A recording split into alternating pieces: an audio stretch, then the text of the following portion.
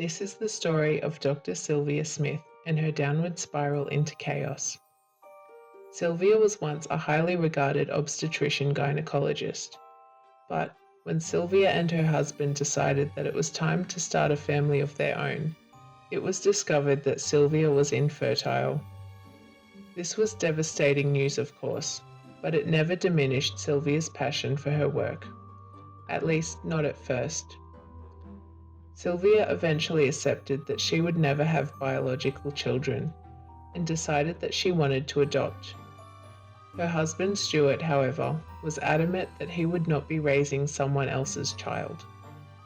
Sylvia found this even more heartbreaking than her own infertility. She so desperately wanted to be a mother, regardless of whether the child was biologically hers. For a while, they carried on with their lives as usual. Then one night, Stuart left his phone on the arm of the couch, and Sylvia happened to come across an alarming message. "You need to tell your wife," it said in all capital letters. Sylvia waited for Stuart to fall asleep, then used his finger to unlock the phone. There she found a series of messages between her husband and a woman by the name of Raquel. Sylvia learned that her husband had been having an affair with this woman for months, and she was now pregnant with his child. She spent hours reading through the messages between Stuart and Raquel. Horrible, sickening messages, detailing the sexual nature of the affair. But the worst part of it was, when Raquel had tried to demand that Stuart leave his wife to be with her, Stuart had said no. His reason being that Sylvia made too much money for him to even consider leaving her. Raquel had in all seriousness suggested killing Sylvia so that Stuart could take all of her money and assets left behind and share it with her and the baby. Stuart had responded that he would not risk doing time for murder and told her that if she didn't stop with these kind of suggestions, he would have nothing to do with her or the baby. Sylvia continued to look through her husband's phone.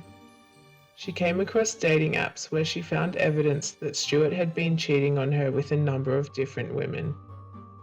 Sylvia felt a deep, murderous rage burning inside her. Sylvia knew that she was an intelligent, kind and attractive woman who earned 3 times her husband's salary, and Stuart had always been punching above his weight. But she didn't care because she loved him. She couldn't get her head around the fact that Stuart would do something like this to her. She took out a notebook and wrote down the details of all the women Stuart had cheated with, along with everything listed on his dating profiles. Then she hid the notebook in a place where Stuart would never think to look and went to bed. The next morning before work, Sylvia calmly confronted Stuart. The colour drained from his face and he looked as though he were about to pass out. "How much did you read?" he asked in a shaky voice. "Enough to know that you've cheated on me and she's pregnant," Sylvia replied, taking a sip of her coffee. Stuart started crying and apologising, saying that he loved Sylvia and wanted to be with her. "Shut up, Stuart," she replied. "I can't have children of my own. I'm willing to forgive you if you'll allow me to be a part of the baby's life, like a second mother. If you and your side piece can agree to that, maybe we can stay together. Also, I want to be the one providing Raquel's medical care throughout the pregnancy. Free, of course." Stuart agreed to talk to Raquel about this proposition and invite her over for dinner so that Sylvia could get to know her better. They organised to have Raquel over for dinner the following night. Sylvia made fajitas with a side salad. When Raquel knocked on the door, they both went to answer it. There she met with a young blonde woman who was sickly pale and thin, the very opposite of Sylvia, who was curvy with darker features. There were scabs all over Raquel's body, indicating possible drug use. Sylvia was absolutely disgusted, but still she greeted her with a smile and welcomed her into their home. Before dinner, Sylvia served some drinks. Cocktails for Stuart and herself, virgin for Raquel, a subtle passive-aggressive gesture to single her out. When Raquel complained about the lack of alcohol in her drink, Sylvia explained the risks of fetal alcohol syndrome. Raquel scoffed and said, "I know heaps of people who drank alcohol while they were pregnant and their kids turned out fine." Over dinner, Sylvia discovered that Raquel was only 20 years old and had met her husband on one of the dating apps he'd been using. Raquel agreed to Sylvia being her doctor throughout the pregnancy and sharing custody of the baby if Sylvia agreed to pay for all the baby's expenses. They managed to get through dinner without too much tension or awkwardness, but once Raquel had left, Sylvia blew up. "What the fuck, Stuart?" she screamed at him. "Are you having a fucking midlife crisis or what? That girl is half your age and clearly does meth." "We can use the meth thing to get full custody of the baby though, right?" Stuart replied. Sylvia glared at him for a moment, then continued cleaning up. The next day, while Sylvia was at work, she received a phone call from Stuart. He was frantic and rambling on about Raquel bleeding and said that they were on their way over to the clinic. Sylvia had been expecting this phone call. She was expecting it because the previous night at dinner, she had crushed up a bunch of abortion pills into Raquel's drink. She prepared the examination room and waited for them to arrive. Stuart came charging into the room, holding Raquel's hand. He kept asking Sylvia all kinds of questions about what could be happening, what might have caused it, and so on. "Sit down and shut up, Stuart," Sylvia barked as she led Raquel over to the table. Raquel didn't seem at all concerned and calmly laid down on the table as though it were just a routine checkup. "She's lost it," Sylvia said as she examined Raquel, trying to sound empathetic. Stuart looked defeated and sat there silently staring into space. Raquel jumped down from the table and said, "Whatever, I didn't really want a baby anyway. I don't even think it was yours."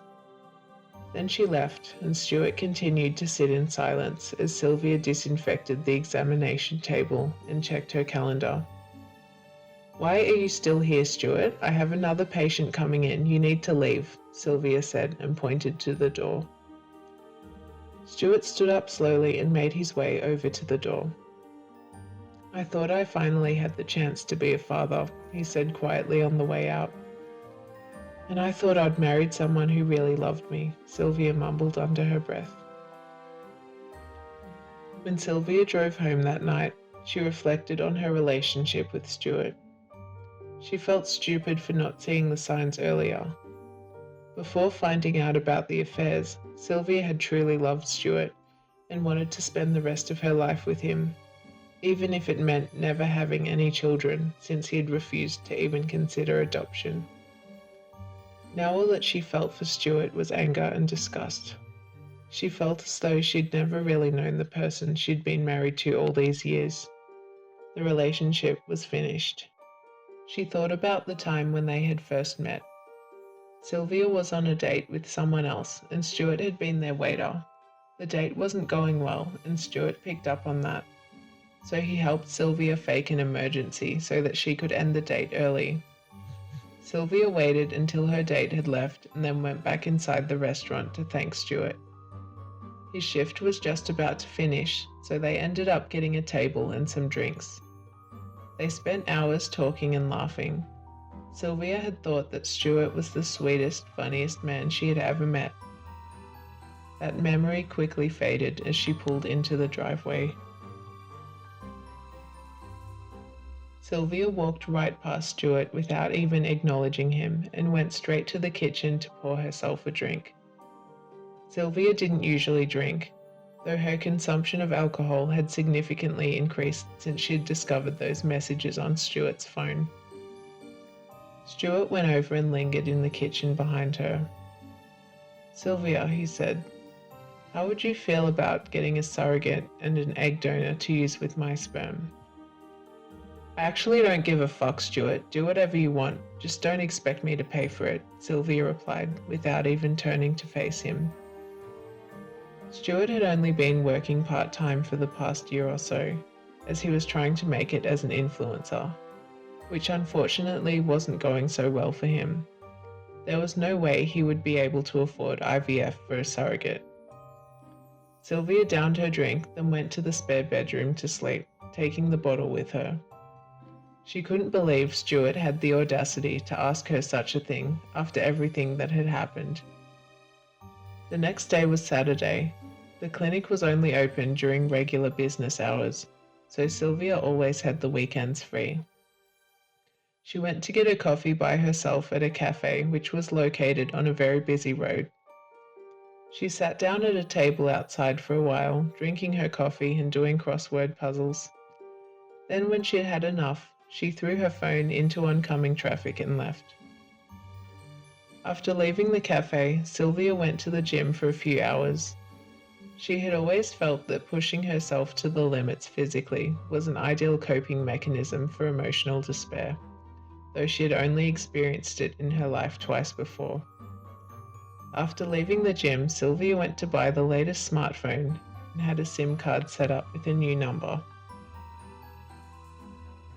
Then she went to the grocery store and bought all of the ingredients to make Stuart's favourite meal. When Sylvia got home, she wrapped the phone up as a present for Stuart and started to cook dinner.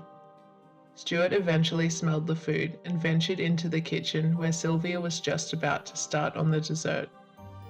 He noticed the present sitting on the counter and picked it up. "What's this?" he asked. "Go back to your video game. I'll call you when dinner is ready." "There's a few things I need to discuss with you," Sylvia replied. Stuart did as he was told, and Sylvia finished preparing the meal. She set the table and placed the neatly wrapped smartphone in front of Stuart's seat. She called Stuart into the dining room and they sat down together. "I want a fresh start. I might be open to a surrogate somewhere down the track, but for now I just want to focus on saving our marriage," Sylvia explained. "I understand that you're grieving the loss of a pregnancy, and I'm trying to be empathetic about that. But I also need you to make an effort to show me that I can trust you." "Can I trust you, Stuart?" she asked. "I promise you, I will never do anything to hurt you like that again, Sylvia. I know I fucked up, but you're the only woman I'd ever want to spend the rest of my life with," Stuart replied. Sylvia smiled and gestured for Stuart to open the gift. "I got this for you, for starting over." Stuart opened the package and grinned. "I know you'll never use this phone to cheat on me, because you'll be reminded of this night and your promise to me every time you use it. I want you to get rid of your old phone. But for now I'll need to borrow it. I accidentally dropped mine today and it bounced off the gutter into oncoming traffic," said Sylvia. Stuart agreed to give her his old phone and rambled on about how grateful he was to be given a second chance. They finished eating and went to bed.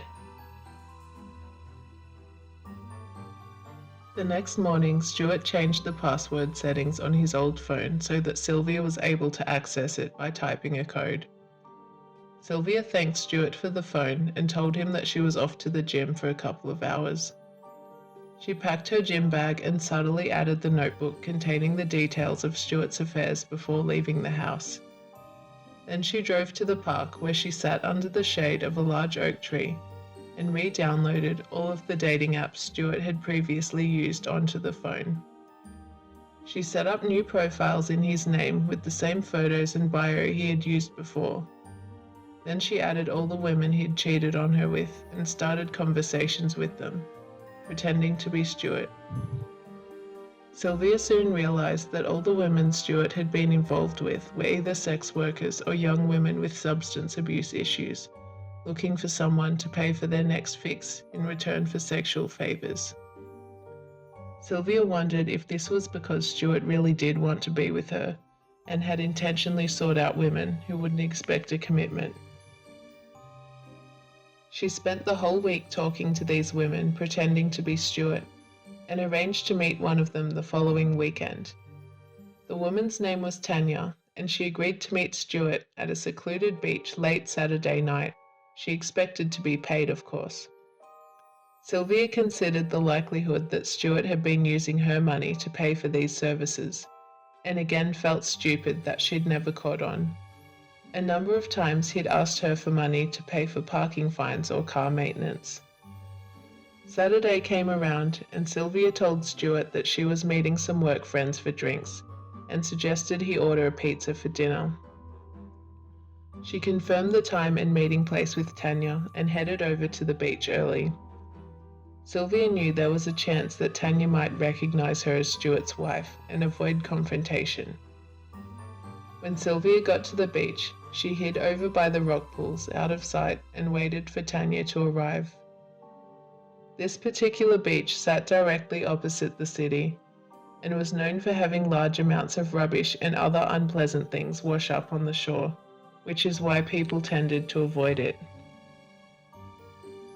Eventually, Sylvia spotted Tanya walking across the sand, looking around for Stuart.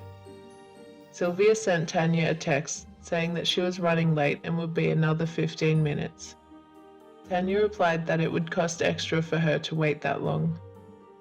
Sylvia continued to watch her for a while. It was dark and the only light came from the moon and the city, but Sylvia still had a reasonably clear view.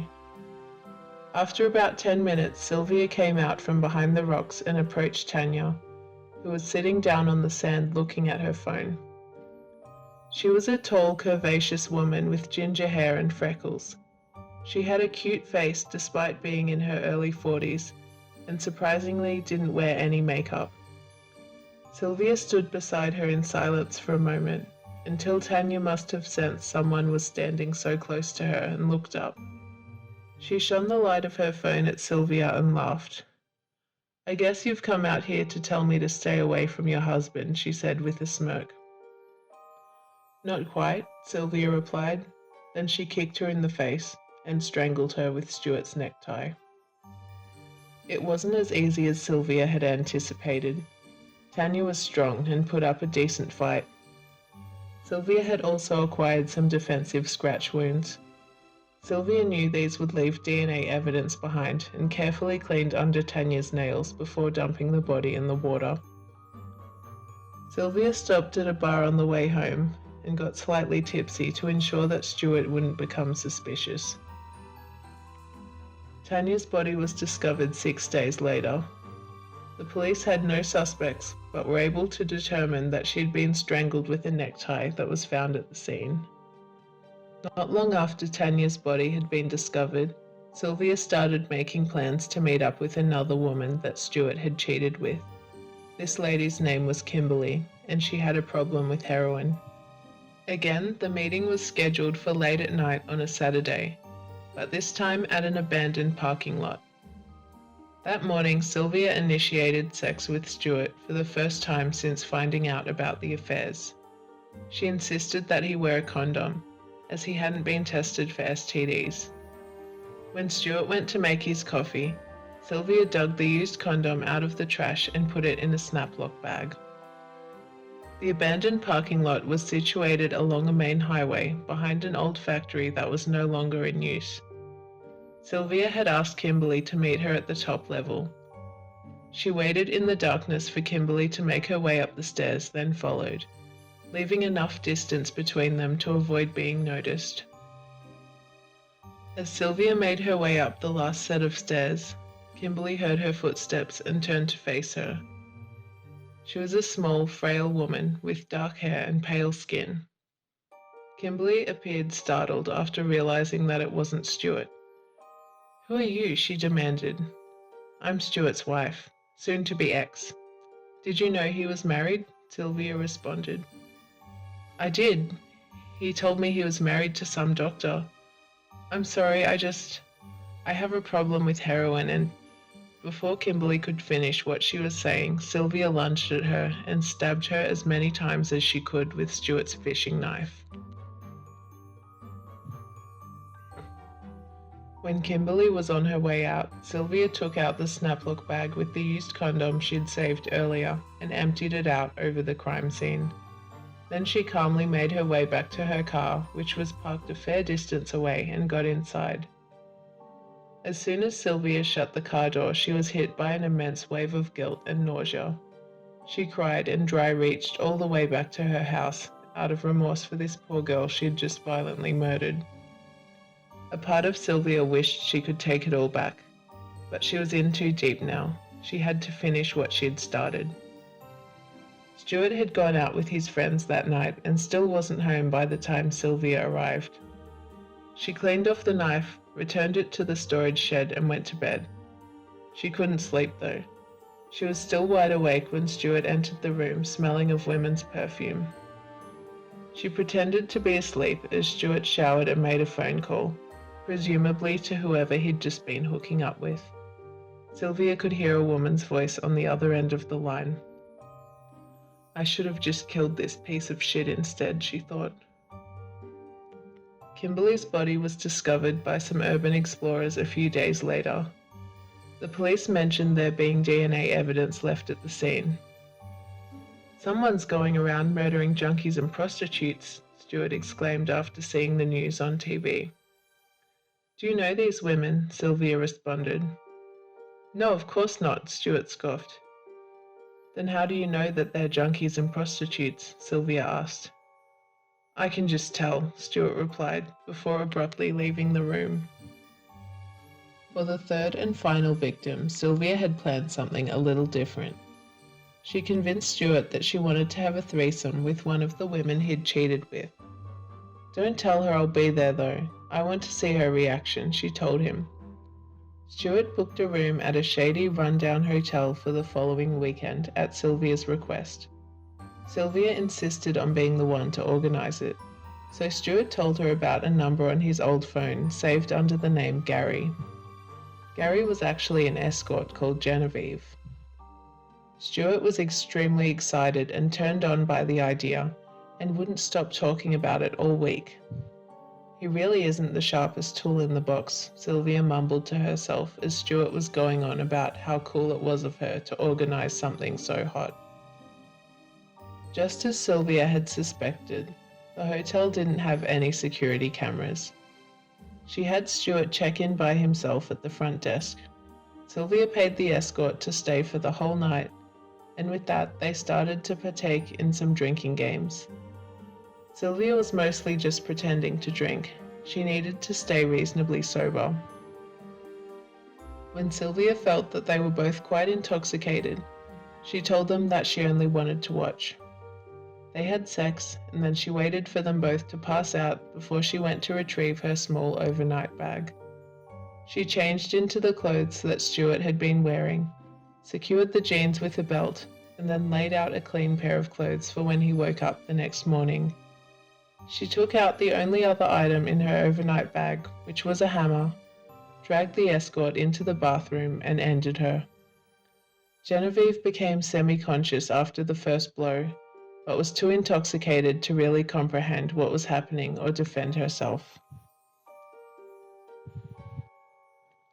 Just as Sylvia had anticipated, a small amount of blood splatter contaminated her husband's clothes. She dragged Genevieve's body out to the filthy, unused hotel swimming pool and dumped her there. She knew it was risky, but at this point she didn't really care if she was the one who went to jail. Sylvia returned to the room, cleaned up all the remaining blood, then stuffed the hammer along with Stuart's bloody clothes into the couch cushions. Sylvia had carefully concealed her fingerprints the entire time to avoid leaving any evidence of her being there. She took a shower, got changed, and left with all of the escort's belongings, the glass she had been drinking out of, and both hers and Stuart's mobile phones. She stopped to throw away Genevieve's handbag and disassembled phone in a random dumpster on the way home, turned off Stuart's new phone and hid it, then carried on with life as usual. Stuart arrived home a few hours later wanting to know why she'd left so early. A plastic speculum broke inside someone at the hospital. I had to go and help get it out, Sylvia lied. Was the hooker there when you left? Stuart asked. No, she was already gone, said Sylvia. I think she's stolen my phone. I can't find it anywhere, Stuart sighed. We can just share the old one for now, Sylvia replied. Due to the swimming pool at the hotel not being maintained or used at all, a couple of days went by before Genevieve's body was discovered. Of course, the police interviewed everyone who had stayed at the hotel during the time frame that Genevieve would have died. Stuart knew it would look bad for him if he admitted to being with the escort right before she was murdered, and exercised his right to remain silent. The other hotel guests were all a suspicious bunch, and Stewart wasn't narrowed down as a main suspect until the bloody clothes and hammer were found in the room he had stayed in. This was enough evidence to arrest Stewart. A DNA sample was then taken which connected him to Kimberly's murder. It didn't take long for Stewart to realize that his wife had set him up. He tried to tell the investigating officers, but they didn't believe him. The police did question Sylvia, and she told them a very convincing story about how she'd found out about the affairs a while ago, but was under the impression that Stewart had put an end to it. She handed Stewart's old phone over to the detectives. The new phone had been purchased and set up under Sylvia's name, so the police never believed that it was Stewart's phone. On Stewart's old phone, they found more evidence connecting him to all three of the murders, and he was sentenced to life in prison. Stewart tried to argue that Sylvia had set him up throughout the trial, but no one was buying it. Not long after he was put away, Sylvia sold the house and went on vacation, where she faked her own disappearance and took on a new identity. She had successfully escaped the consequences of her actions and was living a whole new life, but she was haunted by the past. She saw the faces of the three women she had murdered every time she went to sleep. The guilt was consuming her. Eventually, she decided that if she were able to save more women than she had killed, then maybe she could make peace with herself. Sylvia had been working in a supermarket, but after making this decision, she quit her job and partnered with a couple of social workers to open up a rehab and injection room within close proximity. In her new line of work, Sylvia prevented many fatal overdoses and assisted as many people as she could to access the support they needed to get clean. Not everyone wanted her assistance, of course, but every time a client returned to the clinic to thank Sylvia and let her know how well they were doing, she felt one step closer to making things right. After a while, Sylvia started to feel okay with herself again. She knew that what she had done back in her home country was unforgivable, and she still didn't fully understand why she had taken her anger out on those women instead of her cheating husband. But she had finally found peace and vowed that she would continue to help people who were struggling with substance abuse for as long as she lived. A few years went by, and Sylvia was content with how things were going. One day she went for a run in a park close to her house when she came across a woman who appeared to be drug affected sitting on a park bench. The woman was conscious, but unable to respond to the baby who was screaming in a stroller beside her. Sylvia stopped and introduced herself. She explained that she wanted to help and asked the woman if she'd taken any drugs. The woman made eye contact with Sylvia and gave a slight nod. Sylvia told her that she was going to pick the baby up and try to settle her. She looked in the basket attached to the bottom of the stroller and found a bag containing baby bottles filled with water, a tin of formula, diapers and baby wipes. Sylvia made a bottle and sat down on the bench beside the woman while she fed the baby and told her all about the rehab program. The baby finished her bottle and fell asleep. Sylvia then called a taxi to take them all to the rehab center. The driver helped get the woman and stroller into the car, and Sylvia held the sleeping baby. When they arrived, Sylvia had the woman admitted straight away. She was still unable to communicate much, but the staff were able to find identification in her purse. Her name was Vanessa, and she was 30 years old. Sylvia explained to Vanessa that she would take her baby into the staff lounge and look after her in there until Vanessa was feeling a bit better, and then they would have a conversation about where the baby could stay while she completed the program. When Vanessa had come down, Sylvia returned to her room with the baby. She asked Vanessa how she was feeling and told her about how they had a box of toys in the staff room for when children came to visit their parents, and said that her baby had been having a great time with the sensory water mat and rattles. This made Vanessa smile. She told Sylvia that the baby's name was Charlotte, and she was almost 6 months old. Sylvia asked Vanessa if she had any family or close friends who could take care of Charlotte while she completed the program. Vanessa started to cry and said that there was no one in her life that she could trust to take care of her child. She begged Sylvia not to put her baby into foster care. Sylvia explained how foster care worked and assured Vanessa that she would get her daughter back after completing the program and would have access to services to support her with parenting and staying clean. Sylvia mentioned that Child Protection would check in for a while just to make sure everything was okay. But if Vanessa followed her treatment plan, there would be nothing to worry about. This did not reassure Vanessa, and she kept begging Sylvia not to put Charlotte into care. Further discussion revealed that Vanessa had been severely abused while in foster care as a child.